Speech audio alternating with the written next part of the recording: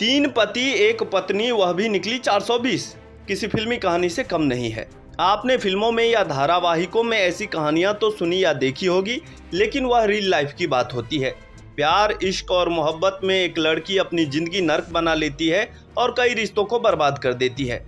लेकिन इन दिनों सीतामढ़ी में ये कहानी रियल लाइफ में सुनने को मिल रहा है और चर्चा का विषय भी बना हुआ है।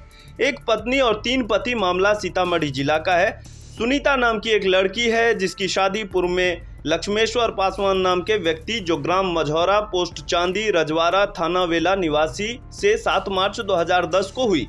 उससे एक संतान भी हुआ जिसकी उम्र लगभग 10 वर्ष है। उस पति व बच्चे को छोड़ने के बाद ग्राम श्रीखंडी, थाना सुरसंड निवासी विमलेश कुमार सिंह नाम के व्यक्ति से उसे प्यार हो जाता है और शादी रचा लेती है। उसके बाद उस पर रेप केस करती है जिसकी प्राथमिकी संख्या 39/2020 है, जो केस अभी भी कोर्ट में लंबित है। अब वह लड़की तीसरी शादी के चक्कर में रुन्नी सैदपुर थाना क्षेत्र के मानिक चौक निवासी डॉक्टर धर्मेंद्र कुमार के पुत्र अवनीश कुमार को अपने प्यार के जाल में फंसाती है। इतना ही नहीं, उसके साथ लिव इन रिलेशन में दोनों रहने भी लगती है। तब जाकर अवनीश कुमार को यह पता चलता है कि सुनीता कुमारी की पहले भी 2 शादी हो चुकी है, जिसके बाद लड़की से पीछा छुड़ाने के लिए अवनीश कुमार लड़की को छोड़कर फरार हो गया। उसके बाद लड़की अवनीश कुमार और उसके परिवार वालों पर केस करती है। वह सुनीता कुमारी की माने तो अवनीश ने मंदिर में शादी भी कर ली है। तीसरे लवर अवनीश के भाई आलोक कुमार के द्वारा क्या कुछ कहा गया वह भी सुन लीजिए। मेरा मामला यही है, अवनीश कुमार से मेरी मैरिड हुई थी। उसके घर फैमिली वाले 2 महीने तक मेरे साथ छोड़ा था उसको। उसके बाद अब एक्सेप्ट नहीं कर रहे। मेरे पेट में बच्चा था, उसका अबॉर्शन करवा दिया है। हम 3 बार इस पंचायत में आ रहे हैं। अभी उसका सबूत है आपके पास? हाँ, मेरे पास सारे प्रूफ एविडेंस है। हाँ, अबॉर्शन का भी है, मैरिड वगैरह का भी है। उनके पिता का नाम है आपको धर्मेंद्र प्रसाद। कितने दिन हो गया शादी का? शादी का ऐसे 1 महीने हो गया। रिलेशनशिप में 4 महीने से 5 महीने से थे।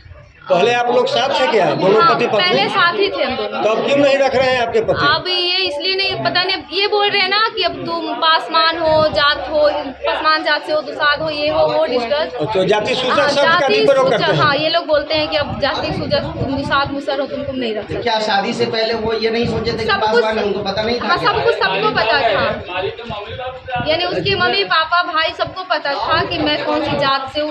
वो लोग ये बोले थे कि तुम 2-3 महीने बाहर रहो, उसके बाद हम जात छपा के शादी करेंगे। कौन बोले थे? से इसके पापा, इसके जीजू सुशील नाम है, उसका भाई आलोक नाम है। आपके पति क्या करते हैं? मेरे पति कोई काम वाम नहीं करते, बस यूं ही एक आपके आदमी। ससुर जी क्या करते हैं? मेरे ससुर पेशा से एक डॉक्टर है और सरपंच। www.scrb.nic.in करके उसमें आप अपने थाने का केस का स्टेटस चेक कर सकते हैं। तो मैंने वहाँ पे केस का स्टेटस चेक किया तो मुझे इस लड़की के खिलाफ आवेदन दर्ज किया हुआ मिला, जो कि विमलेश सिंह, पिता स्वर्गीय किशोरी सिंह के नाम पे दर्ज है। मतलब ये लड़की केस की हुई है? जी, लड़की केस की हुई है। तो ये लड़की जो केस की हुई थी उसका आवेदन भी मैंने निकाल रखा है।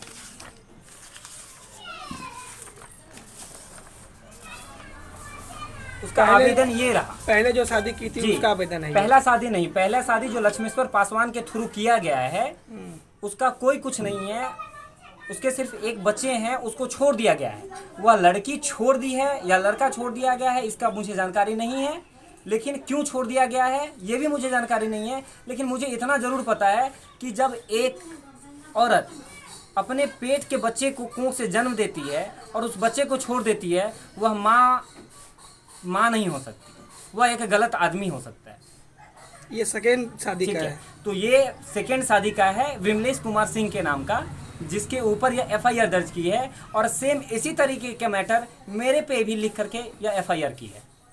मतलब जिस प्रकार विमलेश सिंह के ऊपर केस दर्ज की थी उसी प्रकार मेरे अवनीश कुमार, आलोक, आपका नाम? जी, मेरा नाम आलोक कुमार हुआ। मैं अवनीश कुमार का भाई हूँ और मेरे भाई के ऊपर सेम विमलेश कुमार जैसे ऊपर केस किया गया है।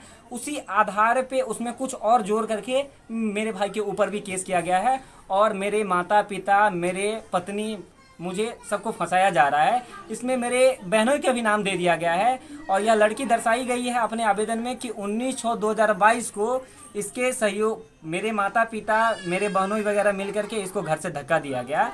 यह लड़की बता रही है, लेकिन जबकि उस दिन मेरा बहनोई खुद जो है वह बाहर रहता है और उस दिन दिल्ली में मौजूद था। मेरा बहनों यहाँ था ही नहीं, लेकिन फिर भी जो है वह सब पे गलत आरोप लगा करके मेरे ऊपर, मेरे पिता के ऊपर, मेरे माता के ऊपर, इन लोगों के ऊपर जो है FIR दर्ज कर दी है। अबॉर्शन वाला बात किया जा रहा मतलब जी, अबॉर्शन वाला बात अगर बता रही है तो मैं प्रशासन से इसीलिए बार बार कह रहा हूँ कि आप इसकी सत्यता की जांच कीजिए। अबॉर्शन कराया गया है, अगर मैंने या मेरे परिवार ने अगर अबॉर्शन करवाया है तो मैं दंड का भागी हूँ। लेकिन इस सब बातों को मैं सिर्फ इतना ही प्रशासन के साथ कहना चाहता हूँ कि अगर जांच नहीं करेंगे आप तो मुझे पैसा पता कैसे चलेगा कि बात की सत्यता कितनी है। तो मुझे जो है इसका जांच न किया जा रहा है, न मुझे प्रशासन से कोई सहयोग मिल पा रहा है।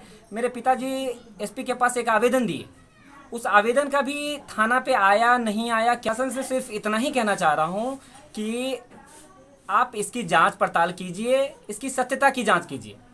मैं सत्य के केवल साथ हूँ, मैं गलत के साथ नहीं हूँ। आप सत्यता की जांच कीजिए, सत्यता की जांच करने के बाद आप उस पर एक्शन लीजिए, हमें कोई आपत्ति नहीं है। मैं न्याय को मानता हूँ, मैं प्रशासन अधिकारी को मानता हूँ, मैं सब पे विश्वास रखता हूँ। कोई लड़की किसी पे गलत FIR कर दे और प्रशासन बगैर जांच पड़ताल किए किसी का अरेस्ट करना चालू कर दे, यह गलत है।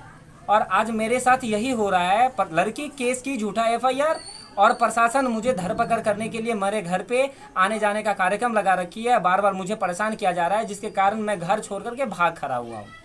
तो मुझे प्रशासन सिर्फ इतना ही उम्मीद है कि इसकी सत्यता की जांच की जाए उच्च स्तरीय। क्या आपने FIR किया है? जी, मैंने FIR नहीं किया है, कहीं ना कहीं नहीं। एक एप्लीकेशन मैंने, एक सबसे पहले शुरुआती में मुझे सनहा देने का मौका मिला, मैंने सनहा दे दिया कोर्ट में पिताजी के माध्यम से।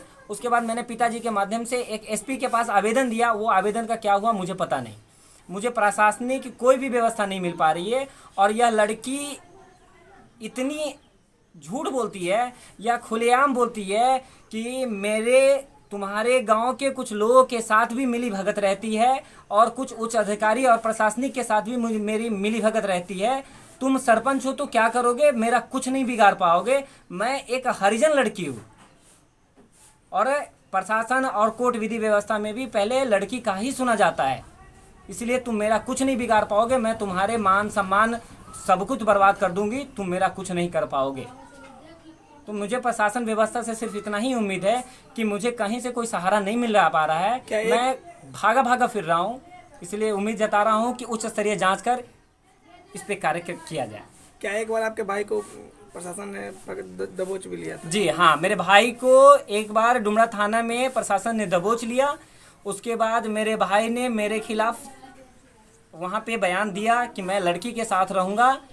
उसके बाद हम लोगों को छोड़ने का अधिकार अब हो गया कि जब मेरे साथ लड़का है नहीं तो मैं फिर लड़के के साथ कैसे कर रहा हूँ।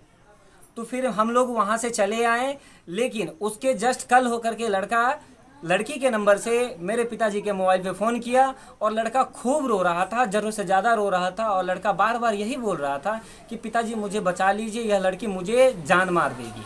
इसके सहयोगी जो है मुझे जबरन यहाँ पे बांध के रखे हुए हैं, मेरा जान मार देगी। तो मैंने उसको बोला कि रे तुम ये बताओ कि तुम जब प्रशासन को मेरे खिलाफ आवेदन जब जवाबदेही दे चुके हो तो तुम मेरे पास क्यों फ़ोन किए हो। तो उसने बताया कि भैया मैं जवाब दिया नहीं हूँ, मुझे जवाब दिलाया गया है। हम क्या मतलब? तो वो बोला कि ये लड़की जो है मुझे बोली कि आप अगर मेरे खिलाफ आप जवाबदेही दे देते हैं तो तुम भी जेल चले जाओगे, मैं भी जेल चला जाऊंगा। तो मेरा कोई नहीं आया है डुमरा थाने पे, मेरा कोई है भी नहीं कि मुझे कोई बचा पाएगा या जेल से निकाल पाएगा। तुम्हारे तो सब है, तुमको बचा लेंगे। तो यहाँ पे तुम हाँ बोल दो, यहाँ से हम दोनों छूट जाएंगे। यहाँ से दोनों आदमी छूटने के बाद हम तुमको बाहर छोड़ देंगे, तुम अपने घर चला जाना, हम अपने घर चले जाएंगे। लेकिन ऐसा हुआ नहीं, जबरन उसको वहाँ पे फिर भी कैद करके रखा गया। बॉन्ड पेपर भी बनाया गया था? जी, इसकी जानकारी मुझे नहीं है, लेकिन मुझे इतना सूचना मिली है कि थाना के अंदर एक पेपर लिखाया गया है जिसमें दोनों को सिग्नेचर करवा करके एक पेपर बनाया हुआ है, जिसमें शायद लड़के के कथन के अनुसार यह मुझे सूचना मिली कि उसमें केवल यह लिखाया गया है कि यह दोनों अपनी मर्जी से किसी बाहरी दबाव से रह रहे हैं, कोई भी इसके ऊपर बाहरी दबाव नहीं है। आपके पिताजी का नाम क्या हो गया? मेरे पिताजी का नाम हो गया श्री धर्मेंद्र प्रसाद। घर हुआ मानिक चौक, पश्चिमी, थाना रूनी सैदपुर, जिला सीतामढ़ी। आप क्या हो गए भाई उनके? मैं उनका बड़ा भाई हूँ, मैं विवाहित हूँ, मेरे भी 2 बच्चे हैं और मैं नॉर्मली एक CSC सेंटर चलाता हूँ।